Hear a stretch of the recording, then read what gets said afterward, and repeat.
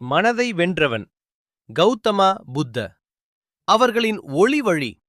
பழமையான ஒரு கிராமம். சுற்றிலும் பசுமை வயல்கள், ஓடும் ஆறு, மாலை நேரத்தில் கோயில் மணி ஒலி. அந்த கிராமத்தில் அருண் என்ற இளைஞன் வாழ்ந்தான். அறிவு இருந்தது, ஆற்றல் இருந்தது, கனவுகள் இருந்தன. ஆனால் அவனுக்கு அமைதி இல்லை. அவன் மனம் எப்போதும் ஓடிக்கொண்டே இருந்தது. நான் பெரியவனாக வேண்டும். அவன் என்னை விட முன்னேறிவிட்டான். எனக்கு இன்னும் பணம் வேண்டும். இப்படி எண்ணங்கள் அவனை சுமந்து கொண்டே இருந்தன. ஒருநாள் அவன் கடையில் வேலை பார்த்துக் கொண்டிருந்த போது ஒரு சிறிய தவறுக்காக வாடிக்கையாளர் அவனை திட்டினார். அருணின் கோபம் வெடித்தது. அவன் எதிர்த்து பேசினான். சண்டை பெரியதாகி வேலை இட்செல்ஃப் இழந்தான். அன்று இரவு அவன் ஆற்றங்கரையில் தனியாக அமர்ந்திருந்தான். என் வாழ்க்கை ஏன் இப்படி என்று அவன் மனம் கேள்வி கேட்டது. அந்த நேரத்தில் அருகிலுள்ள மடத்தில் ஒரு ஞானி தங்கியிருந்தார். மக்கள் கூறினர், அவர் கௌதமா புத்த, அவர்களின் போதனைகளை பகிர்பவர் என்று. அருண் மறுநாள் அவரை சந்திக்கச் சென்றான். முதல் பாடம். மனம் ஒரு காட்டு குதிரை. அருண் கேட்டான், ஆசான், நான் என்ன செய்தாலும் அமைதி கிடைக்கவில்லை.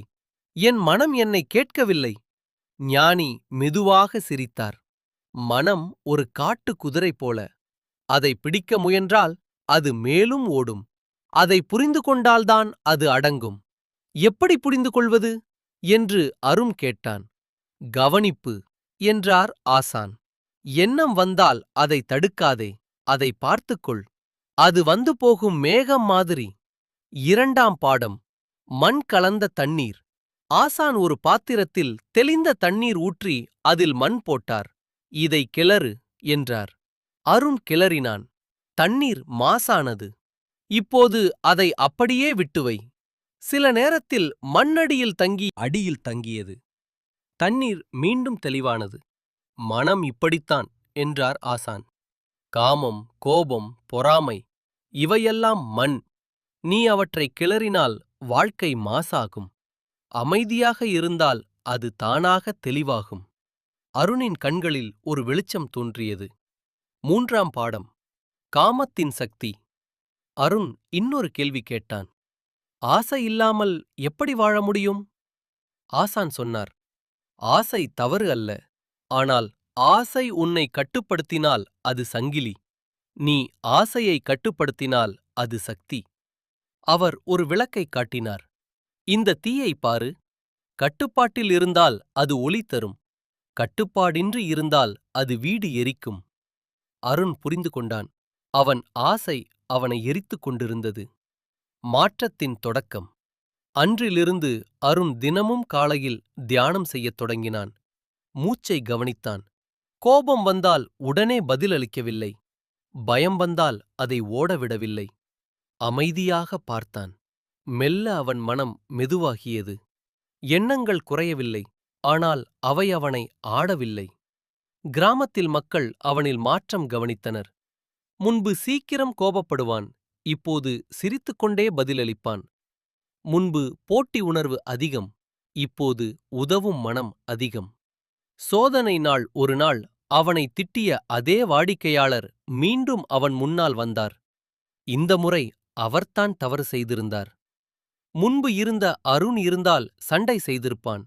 ஆனால் இப்போது அவன் சிரித்தான். பரவாயில்லை ஐயா என்றான். நாம் எல்லாரும் தவறு செய்கிறோம். அந்த நொடியில் அருண் உணர்ந்தான். அருண் உணர்ந்தான். அவன் மற்றவரை அல்ல, தனது மனதை வென்றிருந்தான். உண்மையான வெற்றி பல ஆண்டுகள் கழித்து அருண் அந்த கிராமத்தில் மதிப்புக்குரிய மனிதன். பணம் வந்தது, புகழ் வந்தது. ஆனால் அவன் அவற்றை பிடித்துக் கொள்ளவில்லை. ஒருநாள் ஆற்றங்கரையில் அமர்ந்து அவன் சிந்தித்தான். வெற்றி என்பது வெளியில் கிடைப்பதல்ல, அது உள்ளே கிடைக்கும் அமைதி. அவன் ஆசானின் வார்த்தைகள் நினைவுக்கு வந்தது. மனதை வென்றவன்தான் உண்மையான வெற்றியாளர். கதை சொல்லும் உண்மை மனம் உங்கள் நண்பனாகவும் எதிரியாகவும் இருக்க முடியும். ஆசை சக்தி, ஆனால் கட்டுப்பாடின்றி அது சங்கிலி. அமைதி என்பது ஓடிப்போவது அல்ல, கவனிப்பது. வெற்றி என்பது பிறரை வெல்வது அல்ல, தன்னையே வெல்வது. மனதை வென்றால் வாழ்க்கை வென்றது. இன்னும் பல சுவாரஸ்ய வீடியோக்களுக்கு டாட் மீடியா சப்ஸ்கிரைப் பண்ணுங்க, லைக், ஷேர், சப்போர்ட் பண்ணுங்க.